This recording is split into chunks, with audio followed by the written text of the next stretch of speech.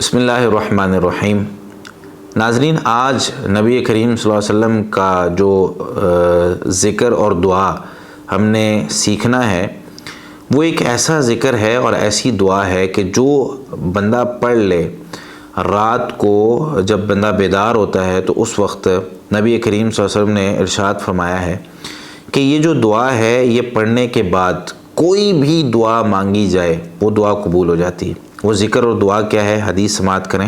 صحیح بخاری میں 1154 نمبر روایت ہے۔ روایت کرنے والے سیدنا عبادہ بن صامت رضی اللہ تعالیٰ عنہ ہیں۔ فرماتے ہیں آپ صلی اللہ علیہ وسلم نے ارشاد فرمایا من تعار من اللیل، جو رات کو اٹھتا ہے کسی وقت، یعنی رات کو اٹھنے سے مراد یہاں فجر کی نماز یا فجر کے آس پاس کا وقت ہے، جو رات کو اٹھتا ہے فقال، اور پھر یہ دعا پڑھتا ہے لا الہ الا اللہ وحدہ لا شریک لہ لہ الملک ولہ الحمد وہو علی کل شیء قدیر الحمد للہ وسبحان اللہ ولا الہ الا اللہ واللہ اکبر ولا حول ولا قوة الا باللہ۔ یہ دعا ہے۔ آپ صلی اللہ علیہ وسلم نے ارشاد فرمایا جو یہ شخص یہ دعا پڑھ لیتا ہے پھر کہتا ہے اللہم اغفر لی، اے اللہ مجھے معاف فرما، او دعا، یا کوئی بھی دعا کرتا ہے استجیب، اس کی دعا کو قبول کر لیا جائے گا۔ جو دعائیں ہماری وہ ہمیں لگ رہا ہے کہ بہت ضروری ہیں، اللہ سے منوانی ہیں اور اللہ تعالیٰ سے کہنا ہے کہ اللہ یہ دعا اور یہ چیز مجھے ضرور چاہیے، یہ دعا رات کو جب بیدار ہوں، جب بھی صبح جو ہے یا تہجد کے وقت جو ہے خاص طور پر جب بیدار ہوں تو یہ دعا پڑھیں۔ اور نبی صلی اللہ علیہ وسلم نے ارشاد فرمایا فَإِن تَوَضَّأَ قُبِلَتْ صَلَاتُهُ، اگر اس نے، اور دوسری روایت میں وَإِن تَوَضَّأَ وَصَلَّى، اگر اس نے وضو کیا اور نماز پڑھی تو اس کی نماز بھی قبول کر لی جائے گی۔ یعنی بندہ اٹھ کر وضو کر کے اور یہ دعا پڑھ کے سو کے جب اٹھتا ہے یہ دعا پڑھتا ہے، وضو کرتا ہے، نماز پڑھتا ہے اور پھر دعا کرے تو اس کی کوئی بھی ضروری دعا ہے وہ قبول کر لی جائے گی۔ دعا کا ترجمہ کیا ہے؟ لا الہ الا اللہ، یہ کلمہ توحید ہے اور سب سے وزنی کلمہ ہے۔ اس میں دو چیزیں ہیں، لا الہ الا اللہ، لا الہ پہلے تمام معبودان باطلہ کا انکار ہے، پھر الا اللہ، پھر اس بات ہے کہ اللہ تو ہی اکیلا سچا معبود ہے، پھر آگے اس کی تاکید ہے وحدہ، اکیلا ہے، لا شریک لہ، اس کا کوئی شریک نہیں، تیرا کوئی شریک نہیں ہے، تو اکیلا ہے، یہ الا اللہ کی تشریح ہے، اور لا شریک لہ یہ اسی یعنی جو اس کا جو عقیدہ ہے، یعنی اس چیز میں کہ اللہ تعالیٰ جو ہے اس کے علاوہ جتنے بھی معبودان جو باطلہ ہیں وہ ان کی عبادت نہیں کرنی، ان کو ماننا نہیں ہے، تو لا شریک لہ یہ اسی کی تاکید ہے کہ اس کا کوئی شریک نہیں ہے۔ لہ الملک ولہ الحمد، اسی کے لیے تمام قسم کی بادشاہت ہے، مالک بھی وہی ہے اور اسی کے لیے تمام قسم کی حقیقی اور اچھی تعریفات ہیں۔ وہو علی کل شیء قدیر، اور وہ ہر چیز پر خوب قدرت رکھنے والا ہے، اس کی طاقت، اس کی ملکیت، اس کی تعریف، اس کا سب کچھ چلتا ہے، وہ جو چاہتا ہے کرتا ہے، اس کو کوئی روکنے والا نہیں۔ یہ ہے اللہ، یہ ہے جو ساری کائنات کو رزق دیتا ہے، یہ جو ساری کائنات کو چلا رہا ہے۔ پھر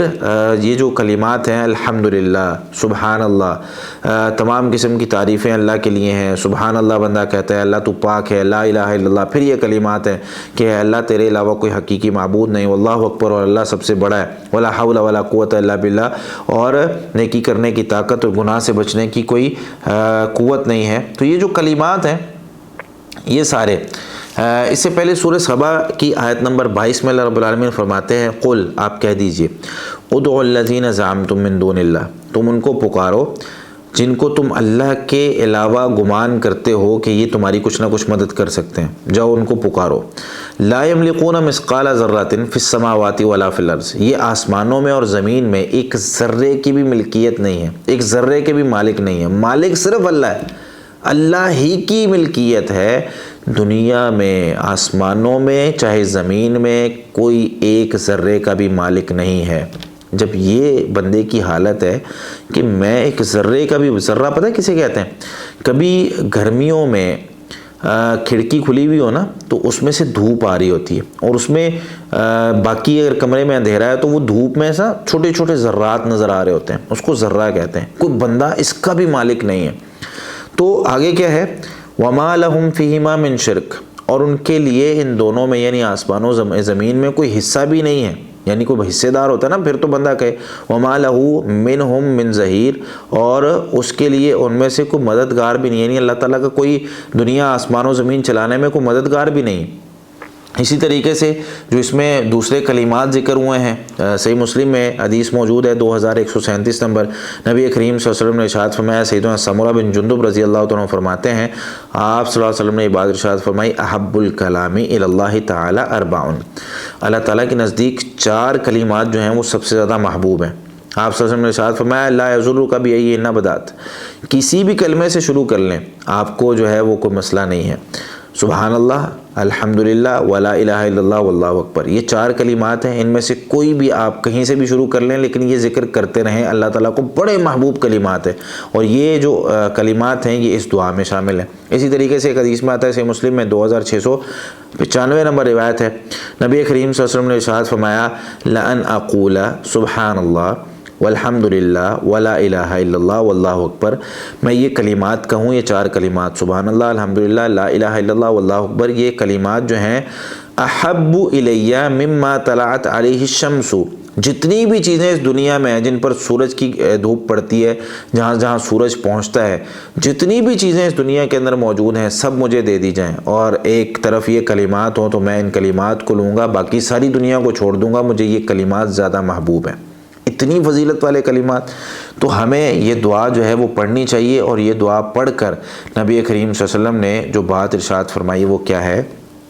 دعا کرو گے دعا تمہاری قبول ہو جائے گی، اللہ تعالیٰ سے مانگو گے، تمہارے جو ہے وہ تمہارا مانگنا اسے اللہ تعالیٰ جو ہے وہ جو بھی تمہیں ضرورت ہے وہ مانگ لو، اللہ تعالیٰ قبول کرے، نماز پڑھو گے تمہاری نماز قبول کر لی جائے گی۔ تو یہ 3 قسم کی فضیلتیں ہیں، جب دعائیں نہیں قبول ہو رہی تو اس وقت میں دعائیں کریں، اللہ تعالیٰ کو منائیں، اور رات کو اٹھیں اور تہجد پڑھیں، اور اللہ تعالیٰ سے دعا کریں۔ اللہ رب العالمین ہماری تمام دعاؤں کو سنتا بھی ہے، قبول بھی کرتا ہے، بس کہیں نہ ہم تھک جاتے ہیں، کہیں نہ کہیں ہم غافل ہو جاتے ہیں، کہیں نہ کہیں انسان ہے نا بھلکڑ ہے، بھول جاتا ہے۔ تو اللہ کو مناتے رہیں، ایک وقت ایسا آئے گا کہ اللہ تعالیٰ ہر دعا قبول کرے گا۔ جزاکم اللہ خیرا۔